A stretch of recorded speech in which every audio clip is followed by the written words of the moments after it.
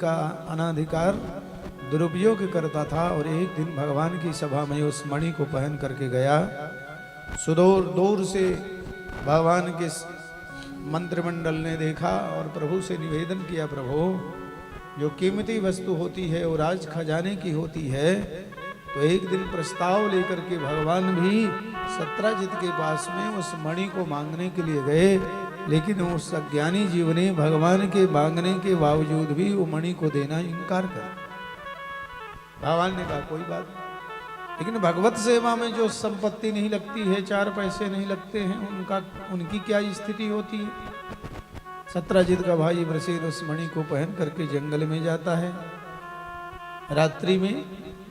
तो एक सिंह ने उस प्रकाशित मणि को देख करके प्रसेन को मार करके मणि छीन मुख में दबाकर वो शेर भाग रहा था, तो एक भालू ने शेर को मारकर मणि लेकर चला गया। भगवान को आपके ठाकुर जी को मिथ्या कलंक लग गया। सत्राजित ने कहा हो ना हो, भगवान ने मेरे भाई को मारकर मणि ले लिया। और एक द्वारका में चर्चा का विषय बन गया कि कभी माखन मिश्री माखन चोरी करते थे, कभी कुछ चुराते थे, और अब बड़े हो गए हैं तो बड़ी वस्तुओं में हाथ मारने लगे हों। भगवान को मिथ्या कलंक लगा और भगवान को जब सूचना हुई तो भगवान गए जंगल की ओर। मणि खोजने के लिए प्रसेन नहीं मिला, लेकिन यहाँ से सिंह के पैर देखा तो सिंह भी मरा पड़ा था। सिंह के पास मणि नहीं मिली तो भालू के चरण देखते हुए पहुंच गए भगवान उस गुफा में, जिस गुफा में भालू सो रहा था। और उस मणि को एक बालिका खेल रही, मणि को खेलते हुए बालिका से भगवान ने उस मणि को छीन करके भगवान प्रस्थान करते हैं। तो बालिका रोने लगी, भालू जगे और भगवान से आक्रमण किया। भगवान और उस ऋक्षराज का 28 दिन तक युद्ध हुआ। जो भगवान कृष्ण खेल खेल में ही पूतना अघासुर बकासुर अरिष्टासुर ना जाने कंस आदि दैत्यों का वध कर दिए, उस भालू से भगवान को 28 दिन तक युद्ध करना पड़ा। परीक्षित जी ने संदेह किया, गुरुदेव भगवान आखिर ये भालू कौन? सुखदेव जी महाराज कहते हैं रामावतार की जाववंत। जाववंत के वचन सुहाए सुनी हनुमंत हृदय। जाववंत जाववंत की एक बेटी है, जिस बेटी ने प्रण किया है रामावतार में ही कि भगवान राम से शादी करनी।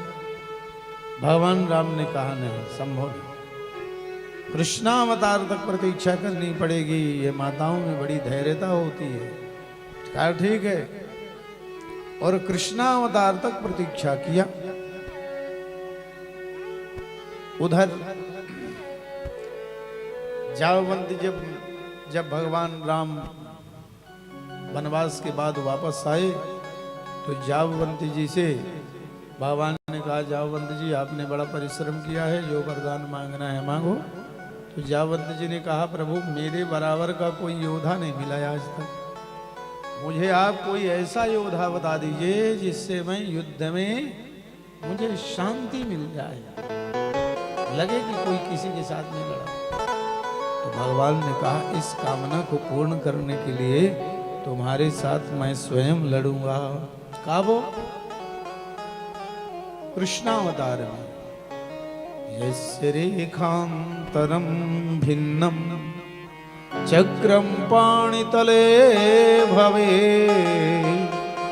स भवेत् पृथ्वी पालो विष्णोरंसांस जन्मनः।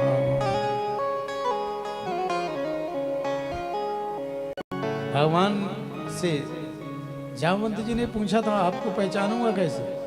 भगवान ने कहा, राम जी ने कहा था ये रेखा देखो, चरणों की रेखा देखो, जैसे रामावतार में वैसे ही कृष्णावतार।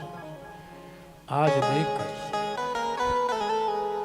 चरणों के रेख देखकर जावंत जी पहचाने भगवान को 28 दिन के युद्ध के बाद चरणों में प्रणति निवेदित किया है। और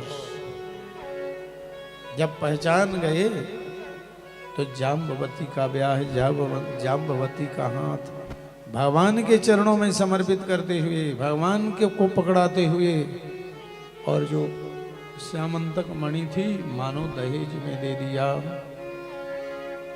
जाम्बवती का विवाह भगवान ने दूसरा किया है और उस मणि को लाकर भगवान ने सत्यजित को वापस किया।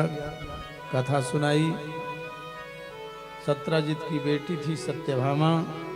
सत्यभामा का विवाह सत्यजित ने भगवान के साथ में संपन्न किया। तीसरा, सत्यभामा को भगवान बहुत मानते थे। पारिजात वृक्ष इंद्र के नंदन वन से ले आए और एक बार देवर्षि नारद आए और देवर्षि नारद पारिजात वृक्ष का पुष्प भगवान को दिए। भगवान ने दे दिया रुक्मिणी जी को।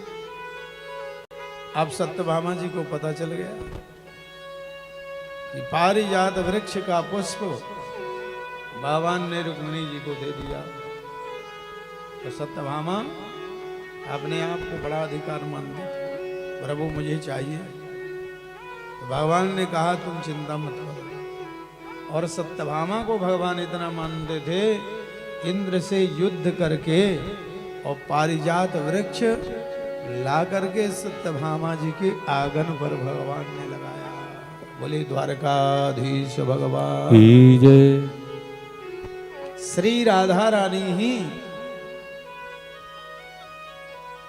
सत्यभामा बनती हैं। एक